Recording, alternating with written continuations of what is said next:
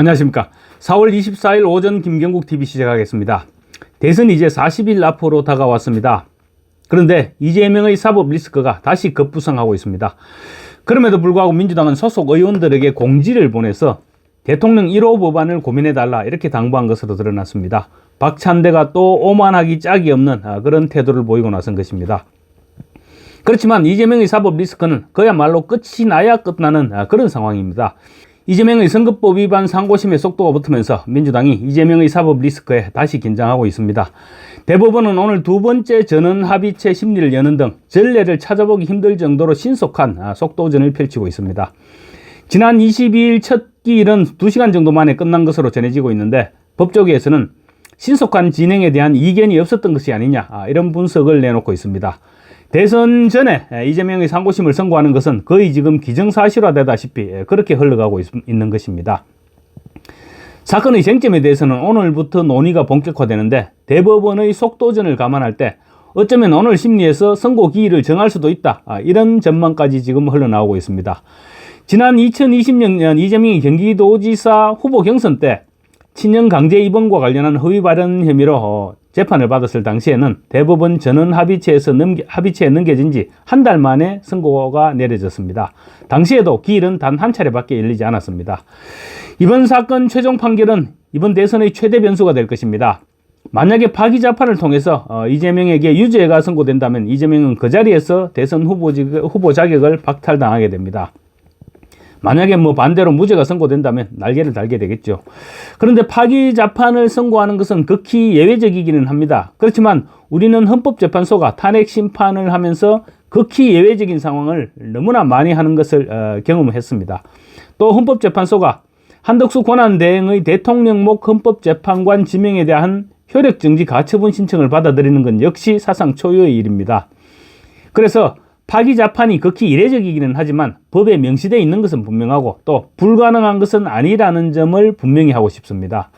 사안의 중대성과 심각성을 고려할 때 그리고 또 신속한 선고가 불확실성을 제거함으로써 혼란을 방지할 수 있고 국익에도 큰 도움이 될 수 있는 것입니다. 유죄 취지로 파기환송을 하게 되면 이재명의 대선 후보 자격에 대한 논란이 불가피해집니다. 이재명의 성정상 유죄 취지 파기환송이라고 하더라도 최종 확정 판결이 내려진 것은 아니기 때문에 후보직에서 절대로 물러나지는 않을 것입니다. 그런 상황에서는 국민들이 판단하는 수밖에 방법이 없어집니다. 사실상 범죄자를 대통령으로 선택할 것인지에 대해서 국민들이 판단을 해야 되는 것인데 국민의힘 후보가 선출되고 나면 대선판이 출렁거릴 수밖에 없을 것입니다. 이 경우 그러니까 유죄 취지로 파기환송을 할 경우 조희대 대법원장은 대선 이후라도 파기환송 재판부인 서울고등법원에서 반드시 선고를 한다는 단서를 붙여야 될 것입니다.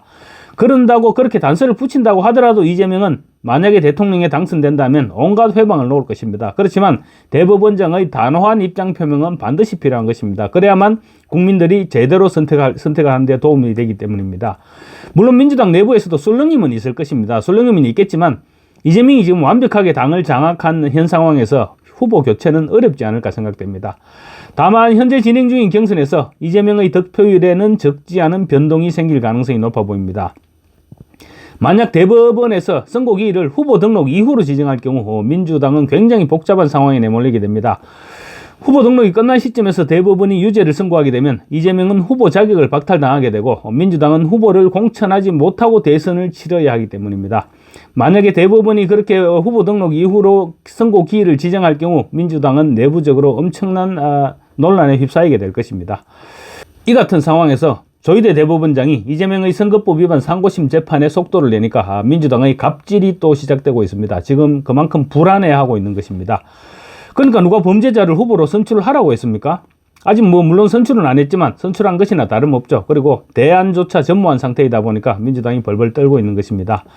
대법원이 심리에 지금 이재명 재판에 대한 이재명 상고심 심리에 가속 페달을 밟고 나서니까 민주당은 일제히 이례적으로 빠르다, 이상하다라면서 공정한 재판을 촉구하고 나섰습니다. 말이 공정한 재판 촉구지 사실상 검찰의 상고를 기각해달라 이런 주문인 것이죠. 민주당이 하는 일이 늘상 이 모양입니다. 자기들이 유리할 때는 입도 뻥긋하지 않습니다. 그러다가 또 조금이라도 불리한 모양새를 띠게 되면 그야말로 개떼처럼 덤벼듭니다. 옛날 이야기도 아닙니다. 윤석열 전 대통령의 탄핵 심판이 시작됐을 때 문형배가 미친 듯이 가속 페달을 밟았습니다. 그때 민주당은 입도 번긋하지 않았습니다.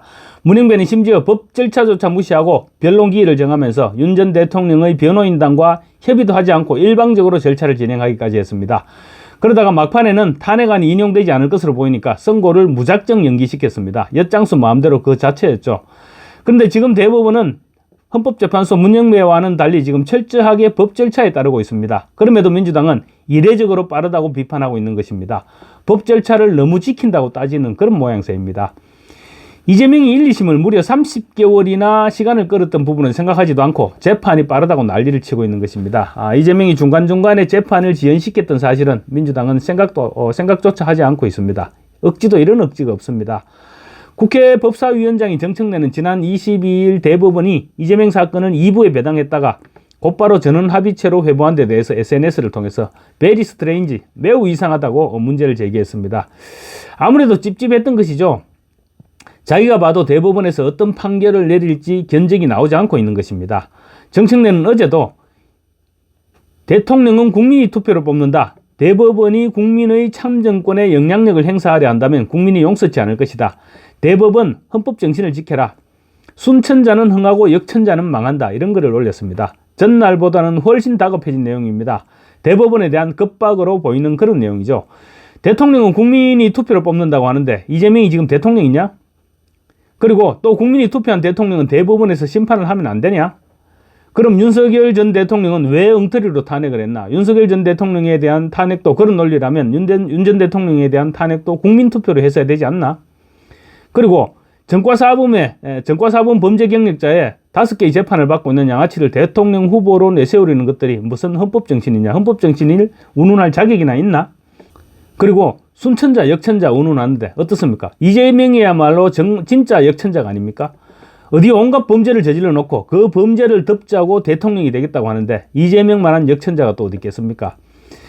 민주당은 대법원에서 심판할 이재명의 선거법 위반 상고심이 당의 대통령 선거 후보와 관련된 만큼 직접적인 영향을 받는 사안이다. 이렇게 강조를 하고 있습니다. 그러니까 당 차원에서 대응하겠다. 뭐 그런 말이죠.